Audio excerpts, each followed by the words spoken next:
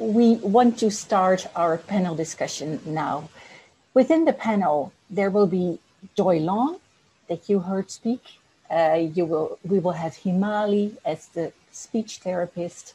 Doris will be in the panel, and also Louis will be in the panel. And Louis Neira is a medical doctor and epidemiologist from Colombia, who has a master in tropical medicine and international health, but has a vast experience as a medical coordinator in MSF. He has been there for 15 years, and at the moment he is based in Iraq. So Louis, I'm very happy that you're there and give a lot of the practical MSF perspective as well. So please, everybody, put your questions in the chat. Say to whom you want to address the question, but we will also have a discussion between the different panelists as well. So yeah, let's start from there. Louis, maybe I can start drawing you into the session. From your experience as a medical coordinator, 15 years is quite a long time. Can you give your view on how basic neonatal care and especially breastfeeding support has been approached in MSF over those 15 years? And have you seen that things were changed or improved during that period?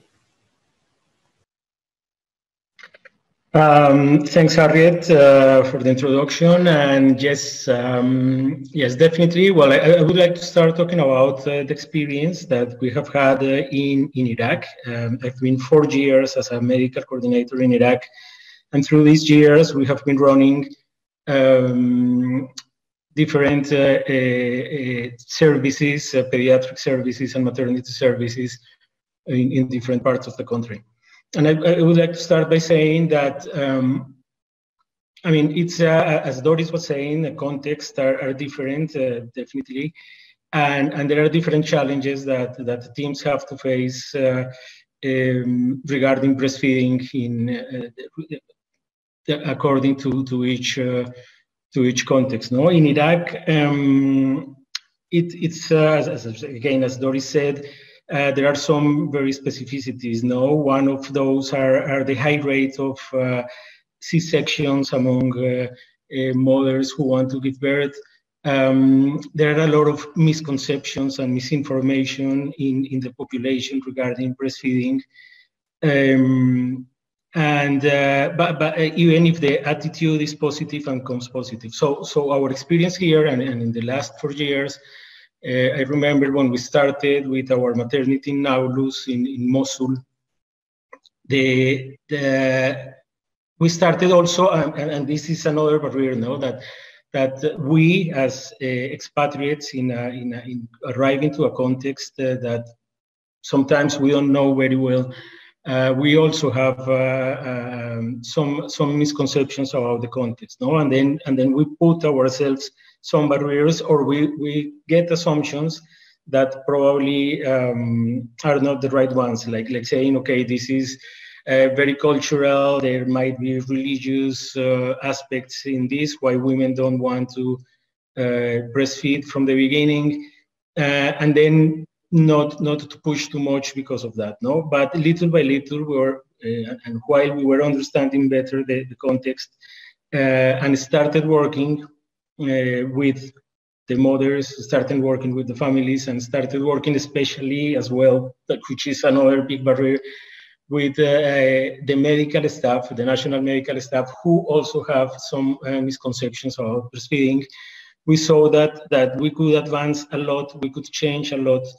I was looking a little bit at numbers and reviewing some reports from 2 and 3 years ago, where our breastfeeding rates in the IPDs, in our pediatric wards, were between 60–70%. Now, in our last CTREP from March this year, we reached now in one of our projects 100% rate of breastfeeding, and in the other one 90%.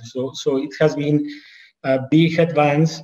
And it is because the teams have worked, we all have worked very hard on trying to change these misconceptions and the wrong ideas that people may have, no? And as I said, we had to work not only with the mothers and sometimes with families, but also with our medical staff to try to change this. And little by little, we have been changing, and we saw and we know that it is absolutely possible to change this. It is possible, disregarding the context and all the difficulties, to get women breastfeeding their children. It's important also to remark that we used a multidisciplinary team, not just the medical team, but we included health promotion a lot. We included educators and the medical staff as well, doing trainings and doing lots of sessions with the people involved in breastfeeding for the children. For us, it's a great success what we have reached in our hospitals, but still there is a concern in the community. No, that unfortunately we know and we see that once the mothers leave the hospitals, breastfeeding rates decrease very, very much. And sometimes, from time to time, we see readmissions of children because they have some consequences that could have been avoided if the mothers had continued breastfeeding the children. So still there is a lot of work to do at community level. Still there is a lot of involvement with families and to involve other teams in this, like communications, community health workers, and reach a little bit more with the messages. But the main message from our side here in Iraq is that it is possible, even if we had this conception that it was going to be very difficult because of the context, because of the position of our medical staff, and even the misconceptions in the mothers and in the families. It is possible to make the change with a big effort, but it's absolutely possible. And regarding if it has changed in these 15 years, yes, definitely. And part of that is this, no? Is using multidisciplinary teams, is using different and new ways of talking to the people, of training, and sharing information also with communities and families and all the people involved in this topic. Thank you very much, Luis. You touch upon subjects that are also being questioned on in the chat. Questions that are asked is also about strategies that we have to work with families and communities on breastfeeding and how to ensure that it works in communities. Maybe I can ask Himali and thereafter Doris to comment on that. Hi. Yes. So at a community level, which is I think one of the biggest problems you'll notice in certain settings is how spread out the families are when they go home. So it's not only that they might be isolated in where they are living, but they may not have access to other breastfeeding mothers or access to people who might reinforce the message they have received from the facility that they had support in the first instance. So finding ways of bringing at least one other peer into the lives of a new mother and infant dyad would be absolutely crucial. And their voice is much, much stronger and powerful than any professional voice, at least in reinforcing that message. I remember when I was working in Malawi some years ago, we've been trying to support in the outpatients clinic an infant and a mum to follow some of the strategies we've been trying to put in place. And it just didn't happen. And one afternoon I went down for a walk and I passed the canteen and I saw another mum repositioning the baby and helping this mum to do exactly what I've been trying to say for a long time, and it wasn't working. So it's the power of the community and power of the peer group that's of essence. And then there's an element of also using mothers who have breastfed in the past to sort of get them back in as volunteers, or they're paid as an allowance to be the support person to come back in or go into community to be advocates for this, because for them it has worked. So they would be the strongest voice possible to try and spread this message. And this was very effective way of getting very high success rates in Rwanda, where we did a lot of training of initially of nursing staff, and then they went on to train other nurses in district level, and then they went on to train others at a community level, where they actually approached and provided and skilled up mums who had breastfed in the past to then become the champions for that village, for that community.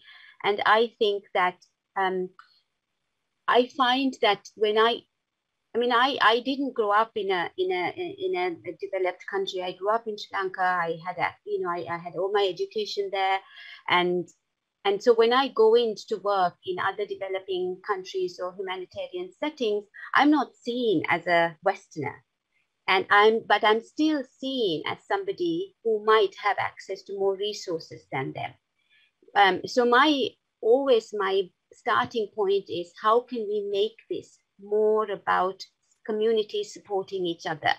Because that really is the strongest base you can get to, where we are not seen as fly-by visits, and then you go away and the whole thing falls apart. I find that the most, and I received support to reach this. I was one of the people that I'm talking about. Somebody supported us, and then we took ownership and we took it places. And I want to see that happen more. And I think that would be the way to get form like a network of people who are doing this together. And I think that sometimes COVID probably has helped us in that, because we can't travel, we can't do all of that. And we are in a strong place. I work with an organization called Mates, who helps us to kind of do the administrative side of our training. And what we've realized is that we skilled up a whole group of staff in Rwanda who've now gone on to Uganda to do the training. And now they're looking at going to Zambia. So I think that is how you make this possible. I hope that answers the question. Thanks a lot, Himali. Doris, do you want to give your perspective? Yeah, thank you very much, Himali. I think you answered already very well this question. What I would like to underline again is that we should try before to understand the challenges the women face in the communities, because they might be extremely diverse and different. Yeah, sometimes if I imagine how MSF works, we work maybe in a hospital, like for example, Louis explained, we have the women in the hospital, there we have access to the women, we can reach them, so we can have leverage on the breastfeeding practices. But as Louis explained as well, then they go back home, then they are in the community. So if we have a situation where we work in hospitals, maybe MSF is a bit more distant from the communities and the women themselves. So let's see what are the challenges they face. And also let's try to figure out, as Himali explained, to have peers or people who have influence on these women. For example, if I imagine Afghanistan context, who has access to these women? It's other women, of course. It's other women in the family. And in Afghanistan, where I did a study on access to the maternity that was overloaded, we understood also, one woman said in her interview, tell it to my mother-in-law. So the mother-in-law is also sometimes a key person who has big influence or huge influence on the women. But then, for example, in a complete different context, a study done in Kenya regarding looking at the challenges women face, it was in a slum in Kenya. So these women, they had problems to breastfeed because not of any cultural issues, but just of practical issues. Some women were dependent on commercial sex work. So they were engaging in transactional sex, but then breastfeeding was felt by these women would negatively influence their work. So sometimes these mothers try to put the baby at sleep with some alcohol or sleeping pills so that they could work the whole night and no need to breastfeed because the baby was satisfied. Or in other situations, they felt uncomfortable if the breast milk could show through the blouse, just simply, you know, because she's not breastfeeding, but the milk is still running. So sometimes for these mothers, it was not possible. Another situation is, for example, for young mothers who were not ready, who had an unplanned pregnancy. So these mothers as well, it was a situation in Liberia, they said, I was not ready to have a child. They want to continue going to school. So they might hand over the baby to their mother-in-law or to their own, not mother-in-law, sorry, to their own mothers or grandmothers. So then the child is not breastfed anymore. And we had these malnourished children in our therapeutic feeding center, for example, because the baby did not get the care it would have needed. So then what means we should look at these situations individually. What can we do? How can we support such a mother in helping breastfeed? And sometimes expressing breast milk, that would be a solution, is also not, many people are not used to. So it is also sometimes seen as a difficult practice to do. Then another situation, what I would like to emphasize is, like Luis also said, that we are experts coming there. We have our ideas, we have our experiences, but let's not approach the people in an ethnocentric way, but maybe we can find solutions together with these mothers or families. So again, like in the testimonies, we were also emphasizing on looking at it in a holistic way, include everyone, maybe include the fathers, the husbands, to find solutions. So find the solution together with the people. And I think if it is possible to have this peer support, this is a wonderful solution as well, as Himali explained. Yeah, I want to give the floor over to others, not that we have other opinions as well and experiences to contribute in this panel. Thanks a lot, Doris.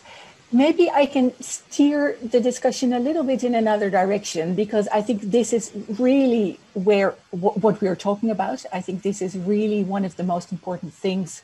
What do we do with individual women? How can we be open and look at the individual, work in a person-centered way with the individual and the family and community around this?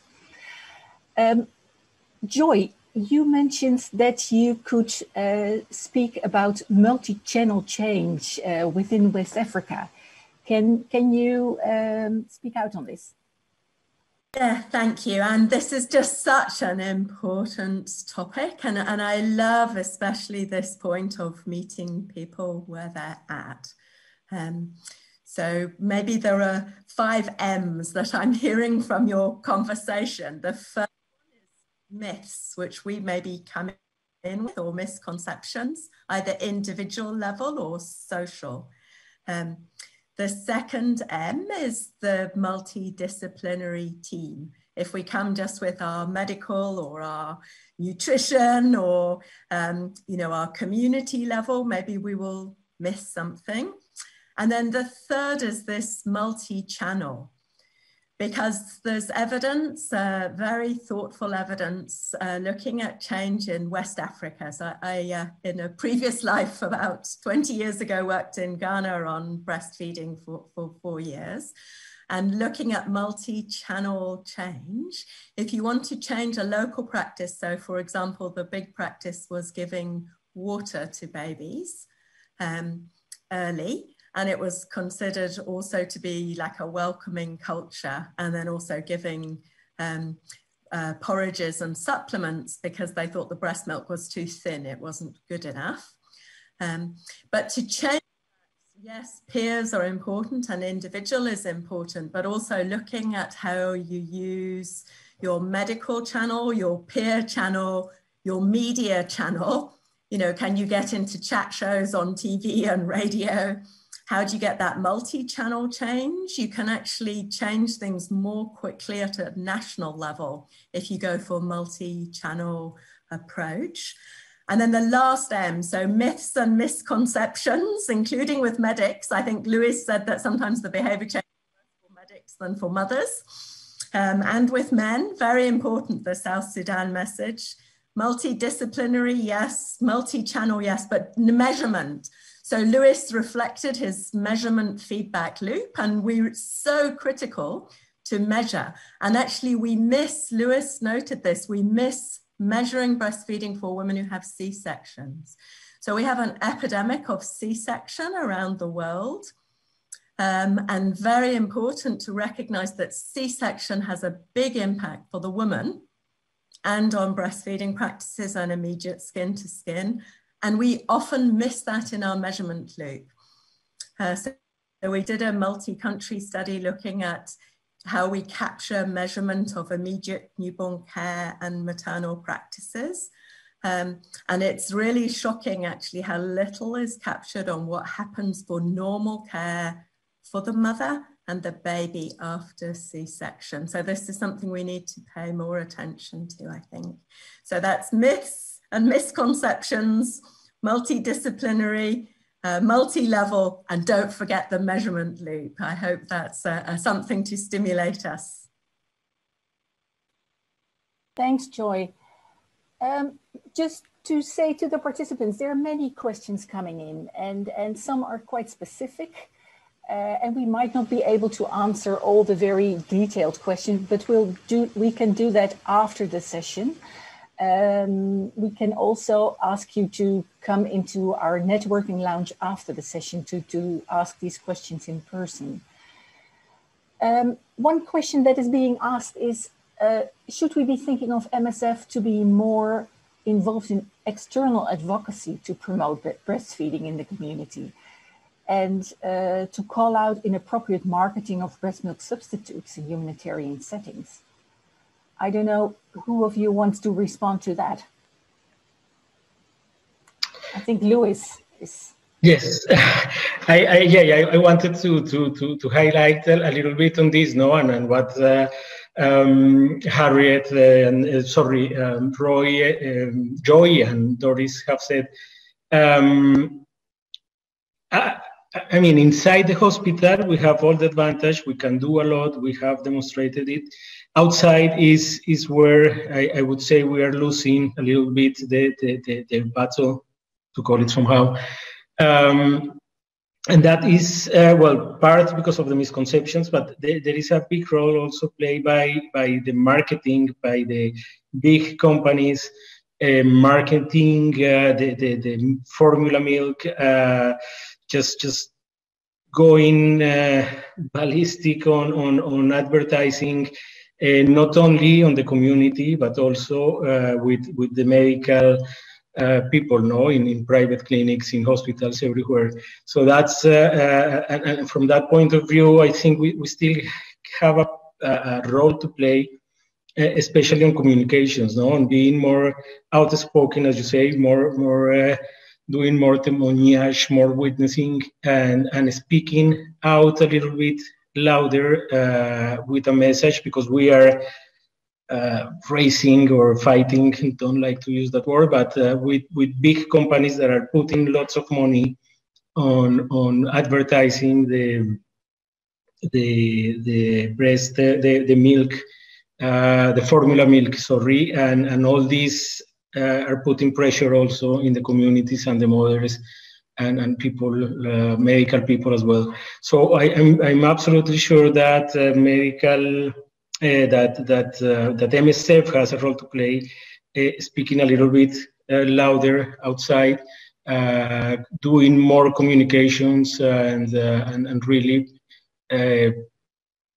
competing a little bit with the big brands and the big markets of formula milk.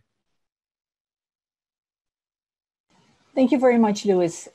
Is there anybody else who wants to comment on this? If not, I want to ask Joy. You mentioned in your presentation that you, well, called out to MSF to engage also to work with external partners. Within the pediatric working group, as well as the SRH, the sexual reproductive health working group, and the nutrition working group, we have decided to work on breastfeeding. So breastfeeding is very much on the agenda. And we would be very happy, of course, to see how with external partners we can do better. And I think within the Every Newborn Action Plan and the MAMI, we are already trying to engage, but please let us know where we can be more effective. Yeah, thank you. I'm such a fan of MSF, and you know, I so wish we could see all of you who are here. And I think just as we talk about the change for breastfeeding, or for, you know, addressing inappropriate marketing, or what we do for, you know, saving newborns and women generally, all of us need a bigger team. You know, there are so many things that MSF brings on so many levels, but particularly in these days of the pandemic, there's so much noise. For us to make a bigger change for anything, we need to call collectively and find ways to speak together. If it looks like we compete, the false dichotomy, the mother versus the baby, you know, the child, but this condition versus that condition, you know, this is a moment now more than ever where both our advocacy for one thing and our one institution. I think it was famously said, there's no limit to what could be done in global health if we cared less about who got the credit. So I really, you know, call out to MSF to say thank you for what you do, but also to say, and I remember discussing this with your previous director, Joanne Liu. She actually said MSF can be a very bad partner. That was what she said in public. You know, I think that all of us can be bad partners, but we can choose to be a better partner in how we do things for the sake of the impact for women and their children. And, you know, joining other alliances, working with the UN, with WHO and UNICEF in their different mandates, working, for example, with the interagency group for emergencies for maternal, newborn and child health, which has made breastfeeding a big flagship. I think you can amplify the amazing learning you have and bring that to the table in a way that will bring bigger change. And I would also say that you do fantastic work, which, you know, does get out into peer review literature as well. Peer review literature is only one channel, but it does help to pull money levers if you publish evidence. And that is something that at the London School in the March Centre, which works on maternal, adolescent and reproductive health, and we have nutrition and breastfeeding loop, and also the Crisis Centre, we would love to work with you more to do that, especially for African and Southern Hemisphere leadership for that research, very deeply committed, and would love to do that together. Thank you. Thanks, Joy. Let's all decide to be good partners. Then there is a question specifically, and I'll read it. One of the participants says, I've come across mothers in Liberia who have stopped breastfeeding because traditional healers have told them that their tay water is bad, causing their newborn to be sick.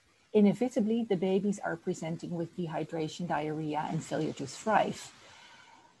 A question to Himali and Doris. Maybe Himali first and then Doris. How would you begin to address this question?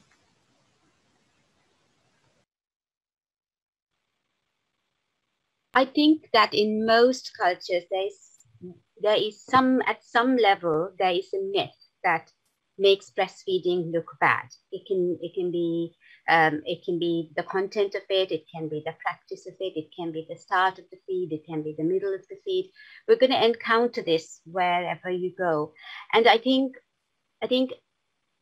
going back to what Joy said about these myths and misconceptions, and then going into the multi-channel change. I think this is a very great way of working through some of these issues that we're going to come across, which is what would have worked 10 years ago, 15 years ago, 50 years ago, probably won't necessarily work in the current context, especially in, I am constantly astounded at the presence of social media in the lives of these sort of settings that I would never have expected in the past.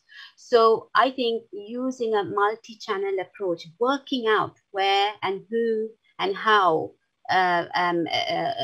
is at the root of keeping these myths alive is a very good way to start. And amongst these community groups, there's always individuals who are willing to be the voice of change. And, being present in those communities, being present, working out who those individuals are. Because amongst 100 women who are saying we're not breastfeeding because there's a myth that the milk is tainted, there might be one or two who actually believe that this is not the case and I'm going to do it differently. And working with those individuals, I find, going back to my time working in Sri Lanka, this is how we made change possible. There was the myth that if you have a cleft lip and palate, you can't breastfeed. This was the myth. And all infants with cleft lip and palates then didn't receive breast milk. But then there was one mother who found a way to breastfeed her infant, and she became the change, and then she became the voice. So there are ways in which you can work at a very individualized level such as that. Then there might be a bigger kind of forum level in which you have community leaders who can contribute and voice their views about why some of these myths are prevalent and where the myths come from, to sort of gradually shift that. This is not going to happen overnight. These practices have been there for so long. It's going to take a longer time to actually unravel some of the belief systems to bring about change. But I think fundamentally, if we believe that we can, that's a good starting point. Thanks, Himali. I fully agree with you. And Doris, from the perspective of health promotion and community engagement, how would you approach this? Yeah, I think Himali has already brought some great solutions and approaches we also could use. I mean, I did not mention it, but I think this idea of bad breast milk is kind of universal. I found it throughout my experiences in the different contexts of MSF in most all over in every project. So it might be related to, because before we want to tackle it, we need also to understand what is the idea behind why the breast milk should be bad. I heard this. It is often told to the women because of some non-natural issues that are affecting, or that the child is malnourished. Someone would say it is the reason is the bad breast milk, or bitter breast milk, as I have heard. So we have to understand, is it that the reason that the breast milk got bad, or is it the idea, I don't want to say misconception, because it's a misconception from our point of view, but it is an understanding from the people's point of view. So it's not a wrong understanding, it's their understanding. So they would say, for example, if a mother is pregnant again, in most countries and populations I have worked with, they stop breastfeeding immediately, because they would say either it makes the child in the womb sick, or the breastfeeding child is eating the food of the baby in the womb. So for such situations, we have to see, as Himali also proposed, from a health promotion perspective, I would not go for teaching, but for an exchange and collaboration. So also to find peers, as Himali suggested, women with experience, also asking women, if it is, for example, the traditional healer who told them that the breast milk is bad, to find another woman who might not believe still in these ideas, and to have these other women, because I saw it quite often. It is elder women who still have who still have a lot of these ideas that breast milk is going bad and can be bad. But when you talk to the younger women, you find many who say, no, we don't believe that anymore because we have seen that it is not influencing the health of our child if we breastfeed and we are still pregnant, or ideas of having sexual intercourse, like in Sierra Leone, in South Sudan, a woman is not allowed to have sexual intercourse until the child can walk. So also until the child is weaned, because if they have sex, it could influence also the baby's health. So talk to the mothers, find out again what are the reasons behind of these ideas they have, of these conceptions, and then to have, I would say, also an approach with peers and key persons in the community. This, like also community intermediaries, not only coming from MSF, but also coming from the community themselves. Sometimes it works better if an expert comes and talks. I have seen that as well. So, you know, the expert doctor talking to the people, but then also I think within the community, women with the same experience, sharing it with others, that could be a good approach also to convince and to explain also a bit about the breast milk, about also, like you said already, this multi-channel approach. So to explain also the medical perspective of the breast milk, how somehow also some are afraid to transmit something. So yes, and then the peer approach, and then of course, as we can see in almost all the contexts, the media, the social media are spreading greatly. So we can use that as well for some health education and sensitization with these women. Thanks, Doris. On a very practical note, where would people be able to access tools that exist on this? Because of course there is a lot of information, and all of you have a lot of experience, but how in the field can people access tools? And you don't have to tell us now directly, but I think it would be good to share that to the field so that people can find those kind of things. Another suggestion that was given to me through the chat is that we have to realize that if we have questions on breastfeeding support or very, very specific questions, also telemedicine is a real good tool to use for those specific individualized kind of questions. On a totally different note, there is a question that links to the current COVID pandemic. Of course, there is this great advantage of breastfeeding for the newborn and the mother to be together and do skin-to-skin care and breastfeed. But with this pandemic, we are supposed to keep social distance. How does it work in that situation? What do we advise? What do people advise during this period? Do we still advise to continue breastfeeding? I don't know who I could give the Joy. Perfect. This is so important. On the 16th of March, we had 2 papers that came out with WHO on this very topic. We can share them afterwards. One is in Lancet Clinical Medicine, and we estimated the difference risk. You know, if you stopped breastfeeding, you stopped keeping mothers and babies skin to skin, especially for vulnerable preterms. On one side, what is the risk of them getting COVID and dying? And on the other side, what is the risk of them dying from the lack of being skin to skin and breastfeeding? So the risk for the vulnerable smaller baby is that across 125 countries, you would get less than 2,000 deaths from COVID versus you would save 127,000 lives. So it's a massive difference. It's at least a 50-fold difference. And WHO put out a press release that was covered in Reuters.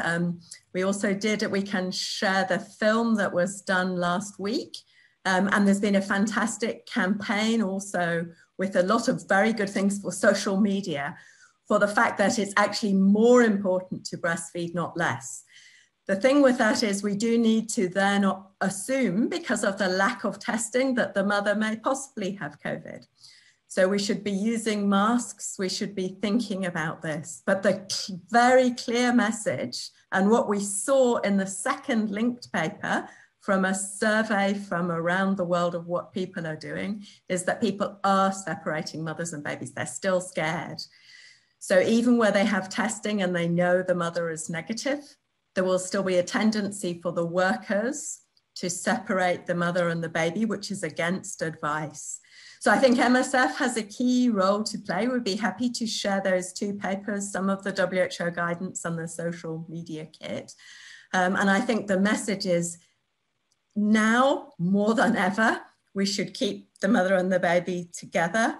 Now more than ever, we need extra help for breastfeeding. You know, breastfeeding, I know myself, I ran breastfeeding counseling in Ghana as a clinician, and then I had my own baby. I needed help. You know, breastfeeding needs help. And we have less workers, they're more pressed. You know, we're not allowed to have the other family members in, so they don't have support around them.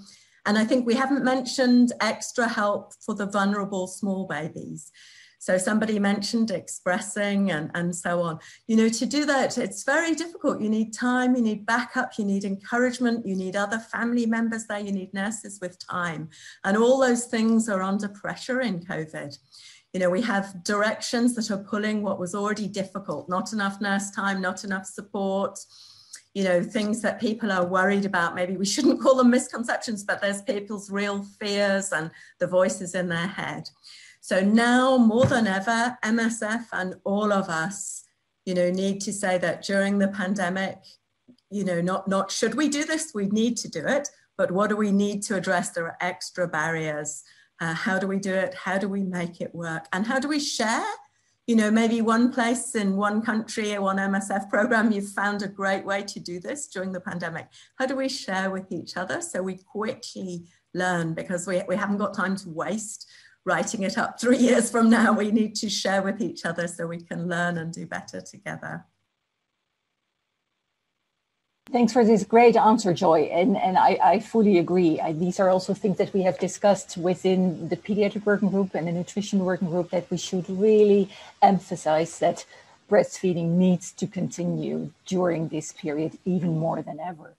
And I think that also is similar for the situation where MSF works in situations where there is a lot of conflict and where people are on the move, because it has been said that why should we as an organization focus on breastfeeding so much? Because we're not a development organization, we are in an emergency, and maybe it's much more difficult in an emergency to start working on this. But I think it's similar here, that especially in a situation of conflict, and especially when you're on the move, breastfeeding is something that you should focus on. I have a question for Louise. Louise, what do you think? How are we doing? How satisfied are we with early initiation of breastfeeding? Because I think that is one of the quite limited indicators that we have in our health information system to really measure what we are doing. Yes, how satisfied we are. Satisfied we are. As I said, we have advanced a lot inside our hospitals. I think that at least in our experience, I can say we are satisfied with the initiation of breastfeeding. Again, thanks to the work of the teams. But then as Joy was saying, no, it is very important to measure, and not everywhere. We just started doing it here a couple of years ago, and have as an indicator as well, no, of quality of care, and an indicator for better outcomes in our projects. This is something that we should implement in everywhere, and starting measuring this indicator, as I said. Do you think we should have more indicators, and would people have ideas how to get better indicators to evaluate what we're doing. Yes, definitely. We should have and again include this as an indicator for our projects. It is possible. We should have, and we should work and include them in our data information in our data systems. Thank you, Luis, for that. Let me see. We have some time for a few more questions. Harriet, can I just briefly comment on the indicator issue? Yes, please. With indicators, less is more. You know, if we track lots of indicators, we act less. And we did, in fact, I think in the audience out there is Harriet Rusin, who was a midwife with MSF for a long time and is doing a PhD with us. She was part of doing a multi-country study on indicators on this topic. You could maybe have her join your group at some point. But in fact, the early initiation, very important, but also not well measured. And then exclusive breastfeeding, what we add, I would strongly suggest that, especially if you want to act on it, pick less is more, pick things that really do measure and then act on them. And especially have it used on site. So if the midwife is the person who has to write down 50 things in 20 different places, you know, that's really, you know, we need to balance quality of measurement, quality of care, action on it. Pick a few, and if you could pick some in MSF that are used in all programs, then you could also share better across sites. I think it would be a very important discussion. Yeah, thanks a lot, Joy. And I agree, yeah? less is more often in these kind of situations, yeah. I'm trying to keep up with the chat and the questions that are coming up. Let me see what is interesting. There are so many interesting questions, so we will have a whole day. Can have a whole day discussing on this.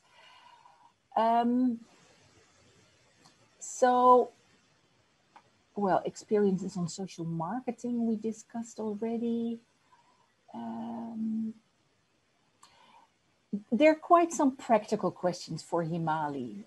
Maybe we can go to one of those. Himali, what do you do with mothers that have infections, that have a mastitis or a breast abscess? And how would you encourage breastfeeding in situations where there is a problem with the mom? Would you advise people to continue with breastfeeding, or would you have other options?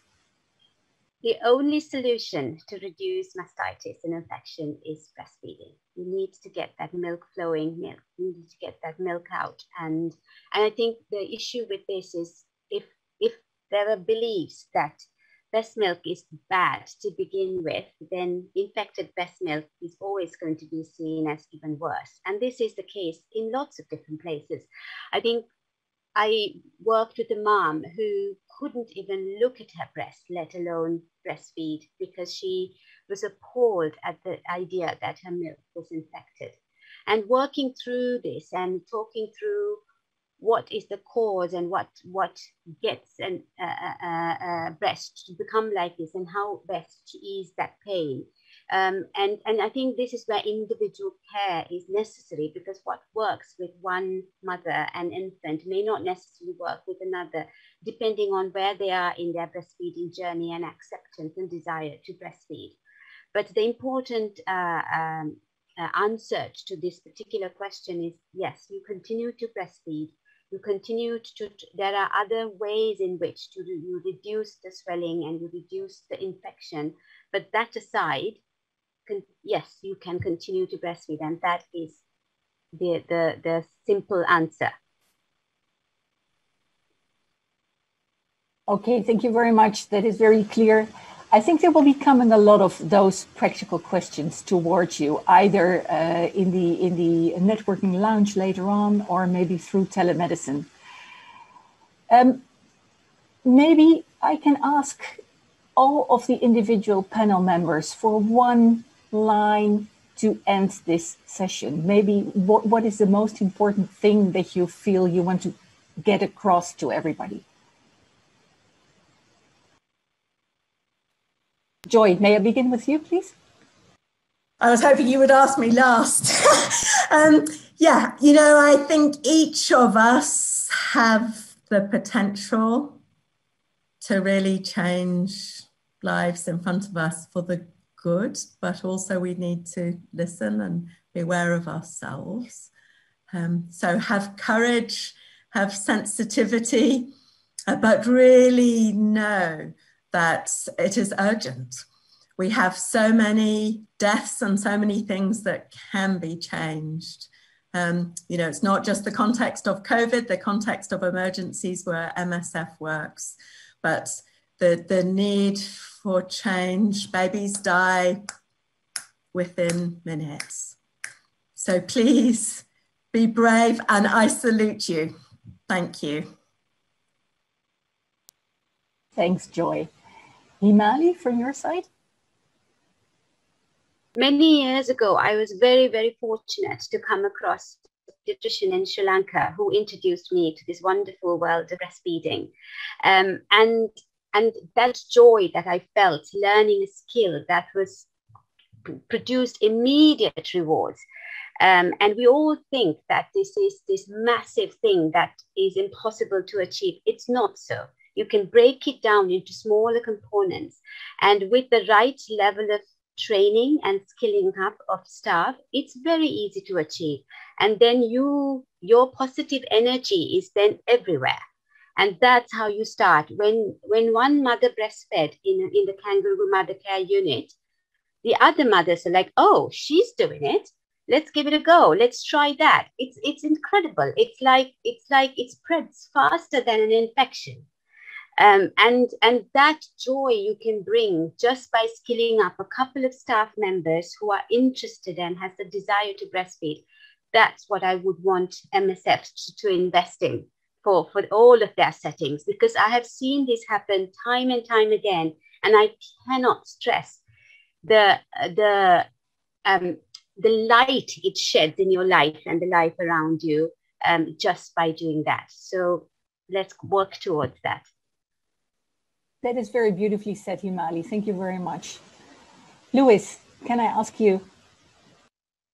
I just want to finalize by saying that, I mean, breastfeeding, as we know, is very important, is vital, is necessary, and it's possible. It's possible independently of the context of conceptions or misconceptions that we have to struggle a little bit more in some places than in others, but it is possible to get breastfeeding going. It is important, and we should keep pushing for that, keep working on that. It's a lot of work still to do, but we have resources, we have people to support us in the missions. We have teams, multidisciplinary teams that we can use as resources as well. But the most important thing is that we should keep pushing for that, because it's absolutely possible and necessary. Well said. Thanks a lot, Louis. Doris, yes. Last one. Okay, I would like to pass the message that whatever we have heard today is about how women experience the challenges sometimes, how women have their understanding, that we should not blame always culture, that it is a cultural issue, but look at it carefully, and also not to feel intimidated by some perceptions and experiences women and communities have about breastfeeding. We should look at it also individually, because Himali mentioned that as well already, that in what works in one context might not work in another one. So please, we should try to see every context separately and in depth. And then I would like to also support that I think women are eager to listen and to learn and to understand. This is my experience. And then let us give them this agency also, that they are able to learn about breastfeeding and how it could benefit their child and themselves. And this is also very important to keep in mind, that it's also the attitude, how we approach these women and talk with these women and families and mothers. Thank you. Well, that was great from all of you, and that saves me from giving a summary of all what you've been saying and all the questions that have come from the participants. In preparation of this session, somebody wrote, what would be the thing that we would like to present to you most, and why would you choose to listen to this session if this would be the only session you could listen to? And then it was written that in the 50 years of MSF, we still struggle to successfully sustain an intervention that is as old as humankind. And breastfeeding is natural, instinctive, ready-made, and proven to have preventative health benefits for both the mother and the baby. And it can be supported in any project, anywhere, and with little resources, as long as we see it as a life-saving intervention and plan for it as well.